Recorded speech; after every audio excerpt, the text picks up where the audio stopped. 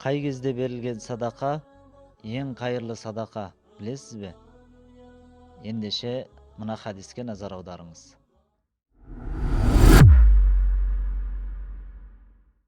قال رسول الله صلى الله عليه وسلم أفضل الصدقة صدقة في رمضان رواه الترمذي. İmam Tirmizi'den жеткен хадисте Алла елшісі саллаллаху алейхи вассалам былай деген: ең абзал садақа Рамазанда берілген садақа.